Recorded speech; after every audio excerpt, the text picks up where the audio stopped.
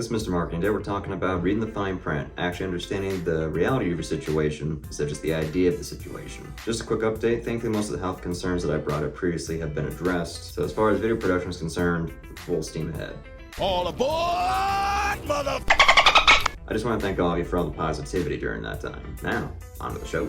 So in my time away, I've been thinking a little bit. In a lot of the videos, there was a common theme of accountability. Taking accountability, taking responsibility for what you can do in a situation, and then acting based on that. There's also kind of another common thread going on. I call it shalalas. Shalalas is essentially when your head's in the clouds, and you're more stuck on how things should be than the way they actually are. Honestly, what's one of the better examples of shalalas?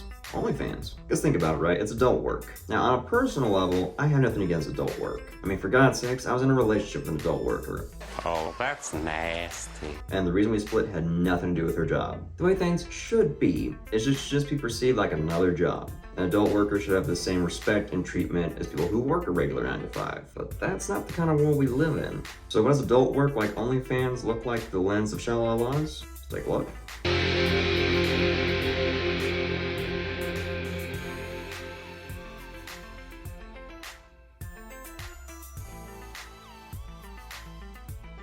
Okay, that editing was atrocious. I'm gonna leave it up on the screen so you can read how the ending went, but our TikToker here is saying that she made rent in 4 days because of OnlyFans. Is that what you can reasonably expect though? So I went back, looked at the current numbers and figured out, okay, how much can I reasonably expect to make on OnlyFans? The average income of an OnlyFans content creator is $151 a month.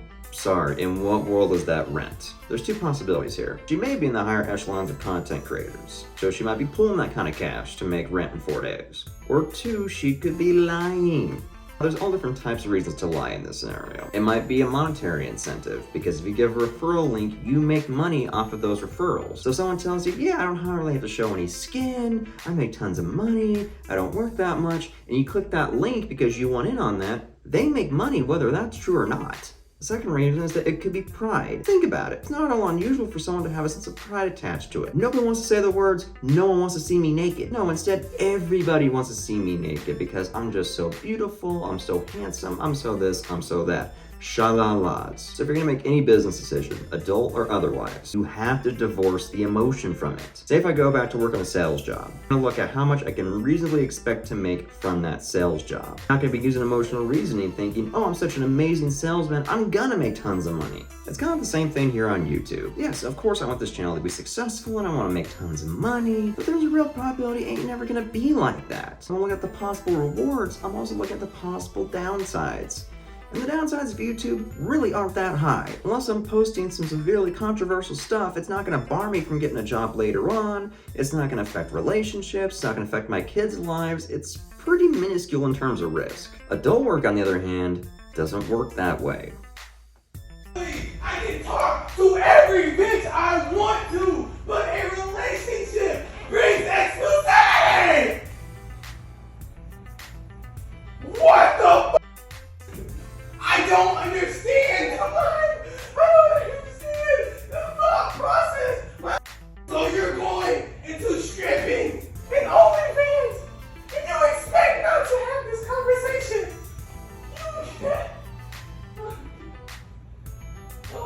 Now the general disclaimer with TikTok is I don't know if this is real or I don't know if this is for clout. But either way, there being relationship consequences as part of adult work is pretty common. There's an article on Lad Bible, and admittedly I'm not claiming Lad Bible is some great trustworthy resource, but they did cite the story of one OnlyFans content creator. Sommer over here goes on to explain it keeps happening. Guys I get with just keep finding out and also get upset that I lie to them about what I do.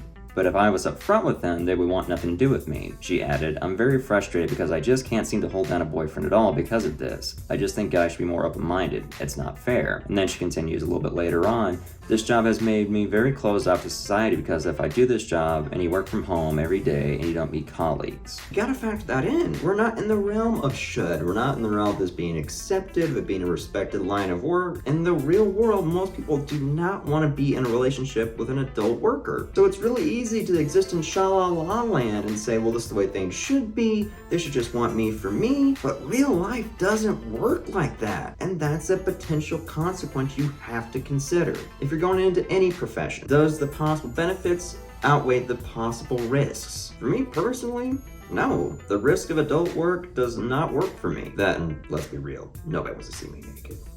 Nobody. This is a more mature view of looking at careers, outweighing the positives and negatives and making an educated decision. What is a not mature view of life decisions look like?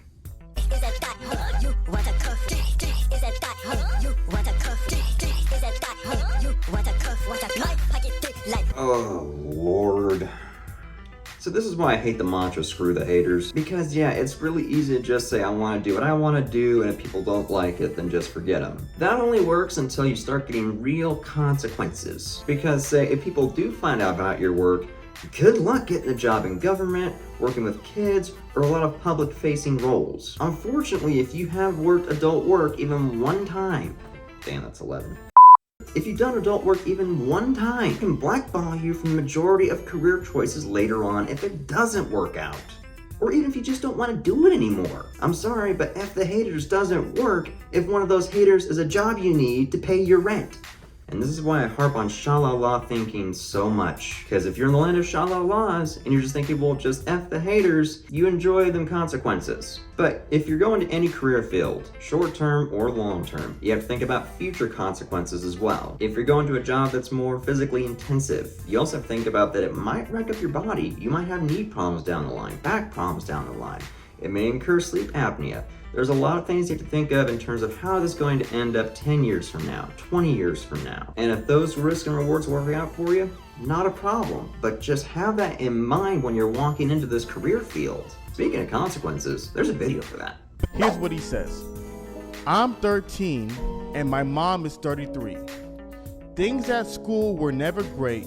I'm sort of short, so I get picked on some, but it was manageable.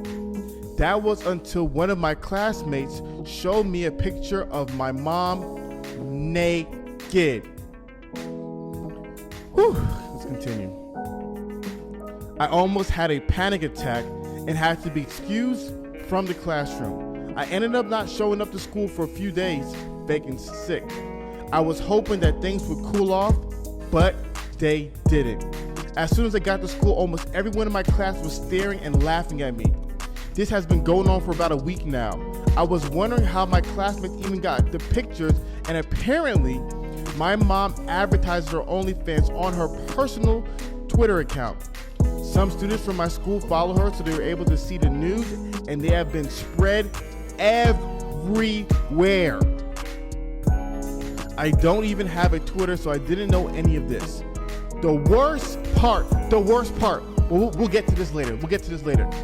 The worst part is when I confronted my mom about this, she told me I was overreacting and that sex work is basically the same as working at a bank or a grocery store.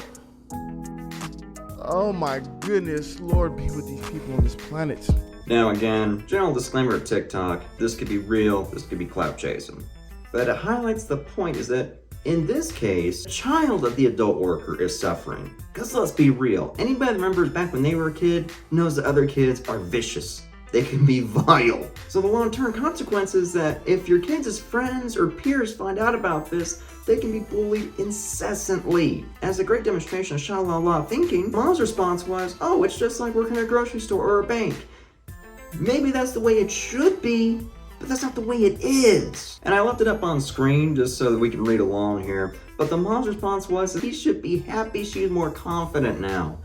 If that's not the most selfish, self-centered thing I could possibly think of. I'm not trying to dissuade anybody from any career path. And if adult work's what you want to do, adult work is what you want to do. And I wish the best in those endeavors. But no matter what job you're going into, no matter what career field you're going into, read the fine print.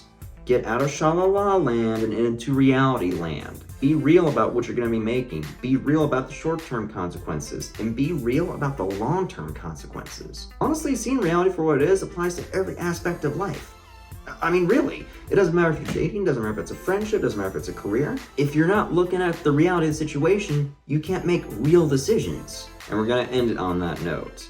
Get out of sha-la-la land, get into reality land. Thanks so much for tuning in. This is Mr. Marketing. See you next time.